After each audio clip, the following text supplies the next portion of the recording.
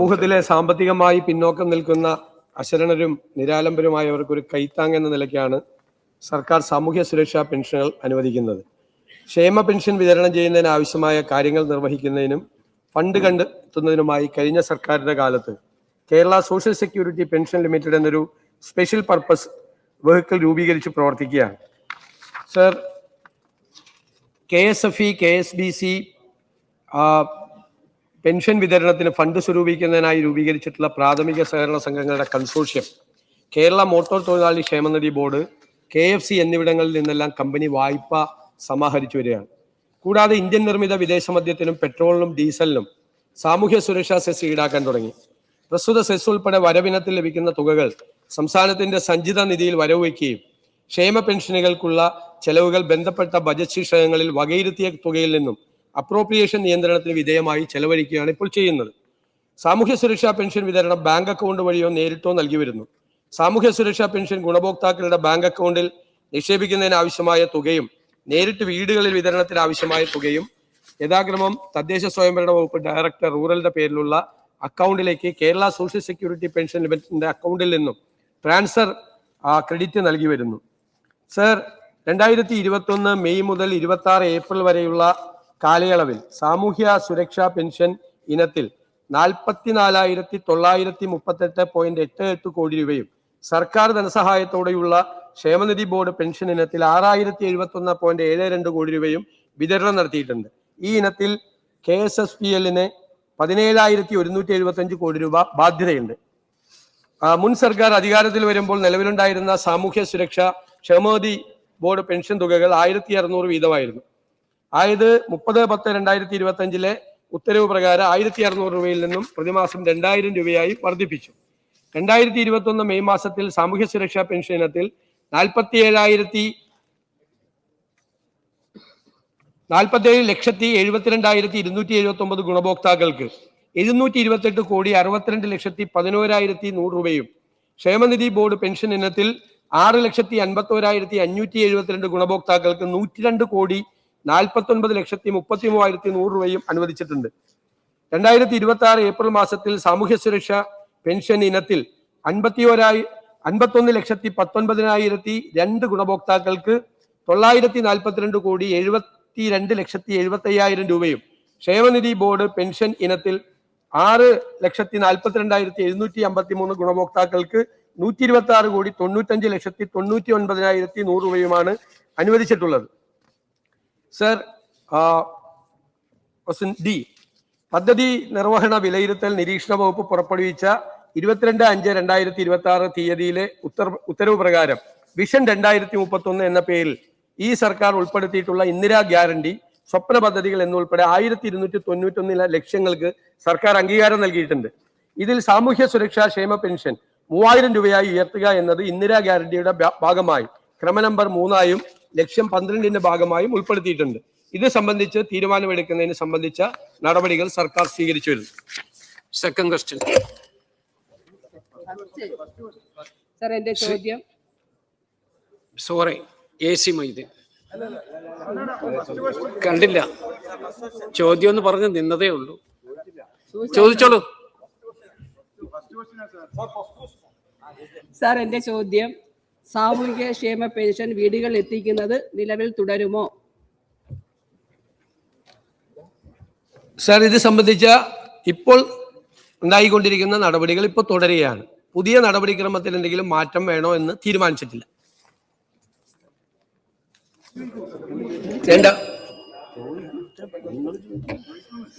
Sir, സ്ത്രീ സുരക്ഷാ pension വിതരണം ചെയ്യുന്നത് 2 മാസമായി മുടങ്ങിക്കിടക്കുകയാണ്. ഇത് തുടരുമോ? സാർ, സ്ത്രീ സുരക്ഷാ പെൻഷൻ ഈ നമ്മൾ ഉദ്ദേശിച്ച സാമൂഹ്യക്ഷേമ പെൻഷന്റെ ഭാഗമായിട്ടുള്ളതല്ല.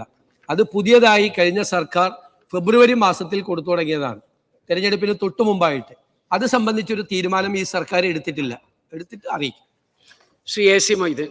സർ, UDF സർക്കാർ അധികാരത്തിൽ വന്നാൽ ആദ്യ ഘട്ടത്തിൽ തന്നെ പെൻഷൻ വർദ്ധിപ്പിക്കുന്നത് 3,000 രൂപയായി വർദ്ധിപ്പിക്കുമെന്നെല്ലാം പറഞ്ഞിരുന്നു. ബഹുമാനപ്പെട്ട മുഖ്യമന്ത്രി അത് സൂചിപ്പിച്ചതാണ്. പക്ഷേ അത്തരം ഒരു പ്രഖ്യാപനം അദ്ദേഹം പറഞ്ഞ മറുപടിയിൽ അതിനെക്കുറിച്ച് ആലോചിച്ചു വരുന്നു എന്നാണ്. പക്ഷേ ഇത്തരം ഒരു പ്രഖ്യാപനം സ്വാഭാവികമായിട്ട് ബഡ്ജറ്റിൽ വന്നില്ല. അതുകൊണ്ട് ഈ വർധനവ് പരിഗണനയിലുണ്ടോ, അത് പരിഗണിക്കുമോ എന്നുള്ളതാണ് അറിയേണ്ടത്. സർ, ഇന്ദിരാ ഗ്യാരണ്ടി ആയിട്ട് ഞങ്ങൾ തെരഞ്ഞെടുപ്പിന് മുൻപും തെരഞ്ഞെടുപ്പിന് ശേഷവും 6 പ്രധാനപ്പെട്ട പദ്ധതികളാണ് പ്രഖ്യാപിച്ചിട്ടുള്ളത്. അതിലൊരു പദ്ധതിയാണ് സാമൂഹ്യ സുരക്ഷാ പെൻഷൻ 3000 രൂപയാക്കി വർദ്ധിപ്പിക്കുമെന്നുള്ളത്. സർ, അതിൽ ആദ്യ ഗ്യാരണ്ടികൾ 2 KSRTCയിലെ സ്ത്രീകളുടെ സൗജന്യ യാത്ര ആദ്യ മാസത്തിൽ തന്നെ നടപ്പാക്കി. സർ, രണ്ടാമത്തത് ഒരു വയോജന ഡിപ്പാർട്ട്മെന്റ് രൂപീകരിക്കുക എന്നുള്ളതാണ്. ഇന്ത്യയിൽ ആദ്യമായി കേരളത്തിലാണ് ആ വയോജന ഡിപ്പാർട്ട്മെന്റ് ഈ സർക്കാർ അധികാരത്തിലെത്തി 1 മാസത്തിനകം പൂർത്തിയാക്കി. അതുപോലുള്ളൊരു വാഗ്ദാനമാണ് തീർച്ചയായിട്ടും. എന്തായാലും കഴിഞ്ഞ സർക്കാരിന്റെ കാലത്ത് 1600 രൂപയുടെ പെൻഷൻ 2500 രൂപയാക്കി വർദ്ധിപ്പിക്കും എന്നൊരു വാഗ്ദാനം ഉണ്ടായിരുന്നു. സാർ, അത് ആദ്യത്തെ 4.25 വർഷക്കാലം 1600 രൂപയിൽ നിന്ന് 1 രൂപ കൂട്ടിയില്ല. 4.25 വർഷമായപ്പോൾ തെരഞ്ഞെടുപ്പിന്റെ തൊട്ട് തലയാഴ്ചയാണ് 1600 രൂപ 2000 രൂപയാക്കി വർദ്ധിപ്പിച്ചത്. എന്തായാലും അത്തരം ഒരു കാലതാമസം ഈ 3000 രൂപയുടെ കാര്യത്തിൽ ഈ സർക്കാരിന്റെ ഭാഗത്ത് നിന്ന് ഒരു കാരണവശാലും ഉണ്ടാവില്ല. എത്രയും പെട്ടെന്ന് ജനങ്ങളോട് നൽകിയ വാഗ്ദാനം ഈ സർക്കാർ പാലിക്കുക തന്നെ ചെയ്യും. ശ്രീ KV സുമേഷ്.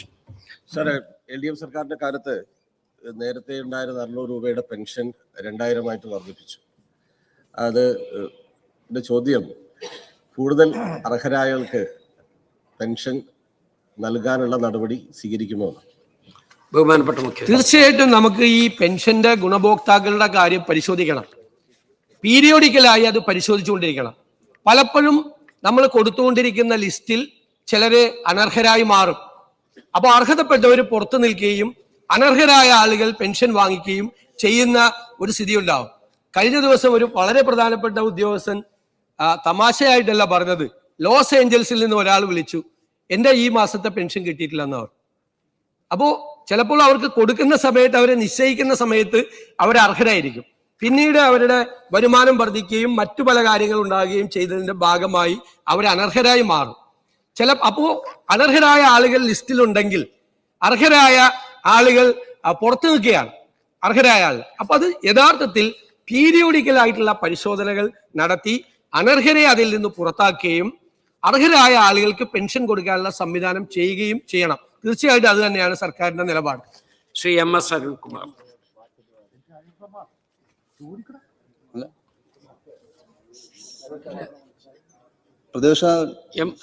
MS അരുൺകുമാർ. പ്രതിപക്ഷ നേതാവ് ചോദിച്ചില്ല. പ്രതിപക്ഷ നേതാവ് ചോദ്യം കഴിഞ്ഞിട്ട് ചോദിക്കാം, അല്ലെങ്കിൽ ശ്രീ MS അരുൺകുമാർ. സർ, സാമൂഹ്യക്ഷേമ പെൻഷൻ മുടങ്ങാതെ നൽകുന്നതിന് എന്തെല്ലാം നടപടികളാണ് സർക്കാർ സ്വീകരിച്ചിട്ടുള്ളത്? ഇപ്പം ഈ UDF ഓഫീസിൽ ഈ പെൻഷൻ വിതരണവുമായി ബന്ധപ്പെട്ടൊരു വാർത്ത വന്നിരുന്നു. അത്തരം ആളുകൾക്കെതിരെ എന്തെങ്കിലും നടപടി സ്വീകരിച്ചിട്ടുണ്ടോ എന്നുള്ളത് കൂടി വ്യക്തമാക്കാം. സ്വീകരിച്ചിട്ടുള്ള കാര്യം ബഹുമാനപ്പെട്ട മന്ത്രി തന്നെ ഇവിടെ നിയമസഭയിൽ പറയുന്നുണ്ടായിരുന്നു. ബന്ധപ്പെട്ട മന്ത്രി തന്നെ നടപടി സ്വീകരിച്ച കാര്യം ഇവിടെ അറിയിക്കുകയുണ്ടായി. അതൊരു തെറ്റായ നടപടി, അതൊന്നും പ്രോത്സാഹിപ്പിക്കില്ല. മുടങ്ങാതെ പെൻഷൻ കൊടുക്കുന്നതിനുള്ള നടപടികളാണ് ഗവൺമെന്റ് സ്വീകരിച്ചു വരുന്നത്. ഇപ്പോൾ തന്നെയുള്ള പെൻഷന്റെ ഉത്തരവ് നാളെ ഇറങ്ങും. ഈ മാസത്തെ ക്ഷേമ പെൻഷൻ 24-ാം തീയതി മുതൽ വിതരണം ചെയ്യുകയും ചെയ്യും. ഇനി മുതൽ മുടങ്ങാതെ പെൻഷൻ കൊടുക്കുന്നതിന് വേണ്ടിയിട്ടുള്ള എല്ലാ നടപടികളും സർക്കാർ സ്വീകരിക്കും. പ്രതിപക്ഷ നേതാവ്. സർ, ബഹുമാനപ്പെട്ട മുഖ്യമന്ത്രി ഉദാഹരണം പറഞ്ഞത് കൊണ്ടാണ് ഞാൻ ഇടപെടാൻ നോക്കിയത്. ഈ ലോസ് ആഞ്ചലസിൽ പോയയാള് ഒരു പെൻഷൻ വാങ്ങുന്ന അമ്മയുടെ മകൻ, അവരെ ആ മകന്റെ സംരക്ഷണത്തിലായിരിക്കില്ല, ഇവിടെ തന്നെ കഴിയുന്നതായിരിക്കും. പക്ഷേ മകൻ അവിടെ കഴിയുന്നു, അതിൻ്റെ ഭാഗമായിട്ട് അവിടെ പോകുന്നു. അതൊരു അയോഗ്യതയായിട്ട് കണക്കാക്കുന്നത് ശരിയാവുമോ എന്നൊരു സംശയം. ഞാനൊരു ഉദാഹരണം പറഞ്ഞതാണ്. നല്ല വരുമാനമുള്ള ഒരു കുടുംബത്തിലെ ആൾക്ക് കിട്ടുമ്പോൾ തീരെ വരുമാനം ഇല്ലാത്ത ഒരു കുടുംബത്തിലെ ഒരാൾക്ക് കിട്ടാതെ പോകുന്നു. അപ്പൊ ഞാൻ പറഞ്ഞല്ലോ, നിശ്ചയിച്ച സമയത്ത്, സർക്കാർ നിശ്ചയിച്ച സമയത്ത് അർഹരായി ആയിരിക്കും. പിന്നീട് അവരുടെ സാമ്പത്തിക നിലയിൽ മാറ്റം വരുത്തുകയും വീടിന് വരുമാനം ഉണ്ടാവുകയൊക്കെ ചെയ്യുന്ന സാഹചര്യം ഒരുപാട് കുടുംബങ്ങളുണ്ട്. ഇപ്പൊ തന്നെ വെച്ചിരിക്കുന്ന കണ്ടീഷനിൽ AC വെക്കാൻ പാടില്ല എന്നുള്ളൊരു കണ്ടീഷൻ ഉണ്ട്. വ്യാപകമായ പരാതിയുണ്ട് അതിനെ സംബന്ധിച്ച്. കാരണം ഇപ്പൊ രോഗിയായ ഒരാൾ, പ്രായമുള്ള ഒരാൾ ആ വീട്ടിൽ താമസിക്കുകയാണെങ്കിൽ ഈ കടുത്ത ചൂടിനെ അവഗണിക്കാൻ വേണ്ടി ചിലപ്പോൾ മക്കളോ ആരെങ്കിലും ഒരു AC വെച്ച് കൊടുത്തതാണ്. പരാതിയുണ്ട്. അത് നമ്മൾ പരിശോധിക്കാം. അപ്പൊ ആ AC ഉള്ളത് കൊണ്ട് മാത്രം പെൻഷൻ കൊടുക്കുന്നില്ല എന്നുള്ള പരാതിയുണ്ട്. അപ്പൊ മക്കൾ വിദേശത്ത് വലിയ വരുമാനം ഉണ്ടാകുന്ന ജോലി ചെയ്യുന്നു, അവര് വരുമാനം അവർക്ക് അയച്ചു കൊടുക്കുന്നു. ആ വരുമാനത്തിന്റെ ഒരു ഭാഗം ഇവർക്കുള്ള ചെലവിന് വേണ്ടി അയച്ചു കൊടുക്കുന്നു. അപ്പൊ അവരുടെ വരുമാനത്തിൽ വ്യത്യാസം ഉണ്ടായി. ഞാൻ പറഞ്ഞത് ആരെയും ഇതിന്റെ അതൊന്നും ഒഴിവാക്കാനല്ല.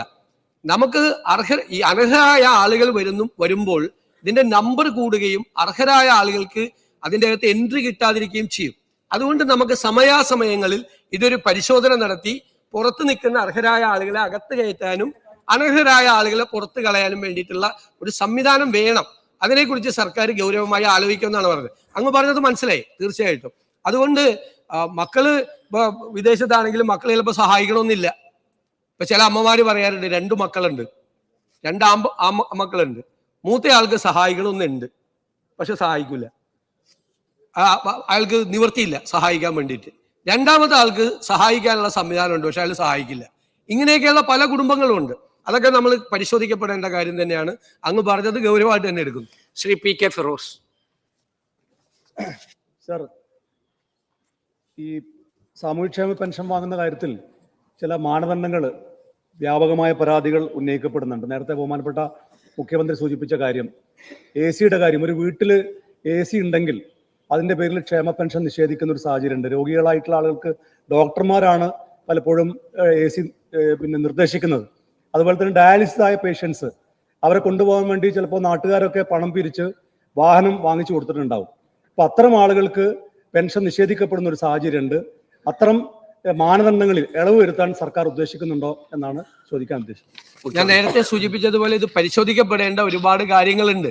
നമുക്ക് കാലാകാലങ്ങളിൽ അത് പരിശോധിച്ച് വേണ്ട നടപടികൾ, ജനങ്ങളുടെ ഭാഗത്തു നിന്ന് വരുന്ന പരാതികൾ പരിഹരിച്ച് കുറ്റമില്ലാതെ ഇത് ഭംഗിയായിട്ട് വിതരണം ചെയ്യാൻ വേണ്ടിയിട്ടുള്ള നടപടികളാണ് സ്വീകരിക്കേണ്ടത്. ഏത് ഗവൺമെന്റ് ആണെങ്കിലും കാലാകാലങ്ങളിൽ പരിശോധന നടത്തി വേണ്ട പരിഷ്കാരങ്ങൾ ഇതിൽ ഏർപ്പെടുത്തണം എന്ന് തന്നെയാണ് ഈ സർക്കാരിന്റെ നിലപാട്. Shri M Vincent. സർ, കഴിഞ്ഞ ഗവൺമെന്റ് കാലത്ത് അങ്ങ് ഇവിടെ സൂചിപ്പിച്ചതുപോലെ 2500 രൂപ പെൻഷനാക്കുമെന്ന് പറഞ്ഞു. അങ്ങനെയാണെങ്കിൽ 60 മാസം കൊണ്ട് ഓരോ വ്യക്തിക്കും 54,000 രൂപ ലഭിക്കേണ്ടതാണ് 5 വർഷം കൊണ്ട്.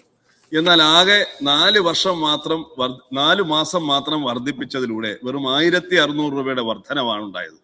വാഗ്ദാനം ചെയ്തത് തന്നെ ഏകദേശം 51,400 രൂപയുടെ കുറവ് ഈ പാവപ്പെട്ട പെൻഷൻകാർക്ക് വരുത്തിയിരിക്കുകയാണ്. ഒരു വാഗ്ദാന ലംഘനത്തിലൂടെ വരുത്തിയിരിക്കുകയാണ്. സർ, എൻ്റെ ചോദ്യം, ഇവിടെ സോഷ്യൽ സെക്യൂരിറ്റി സെസ് ഉൾപ്പെടെ ഏർപ്പെടുത്തി ഫണ്ട് സമാഹരിച്ചിട്ടും യഥാസമയം പെൻഷൻ കൊടുക്കാതെ പെൻഷൻ മുടങ്ങിയത് സർക്കാർ ഗൗരവതരമായിട്ട് തന്നെ കാണുന്നുണ്ടോ? മറ്റൊരു കാര്യം, കഴിഞ്ഞ ഗവൺമെന്റ് സാമൂഹ്യക്ഷേമ പെൻഷൻ പറയട്ടെ, സാമൂഹ്യക്ഷേമ പെൻഷൻ വാങ്ങുന്ന ഒരാൾക്ക് സാമൂഹ്യ സുരക്ഷാ പെൻഷൻ വാങ്ങാൻ പാടില്ല എന്ന് തീരുമാനമെടുത്തിരുന്നു. അപ്പൊ ക്ഷേമനിധി പെൻഷൻ എന്ന് പറയുന്നത് അവരുടെ അംശാദായം അടച്ചിട്ട് കിട്ടുന്നതാണ്. അത് നിഷേധിച്ചവരാണ് കഴിഞ്ഞ സർക്കാർ. ഈ സർക്കാർ അതുൾപ്പെടെ കൊടുക്കാൻ തയ്യാറാകുമോ എന്നുള്ളതാണ് എന്റെ ചോദ്യം. സാർ, ഇതൊക്കെ ഞാൻ പറഞ്ഞല്ലോ, വിശദമായ പരിശോധന പെൻഷൻ വിതരണത്തിന്റെ കാര്യത്തിലും അതിന്റെ മാനദണ്ഡങ്ങളുടെ കാര്യത്തിലും ഉണ്ടാകണം. ഇപ്പോൾ ഗവൺമെന്റ് അതിന് സമയം കിട്ടിയിട്ടില്ല. തീർച്ചയായും അത് പരിശോധിച്ച് കുറ്റമറ്റതാക്കി ഈ വിതരണം നടത്താൻ വേണ്ടിയിട്ടുള്ള പരമാവധി ശ്രമം സർക്കാരിന്റെ ഭാഗത്തു നിന്ന് ഉണ്ടാവും.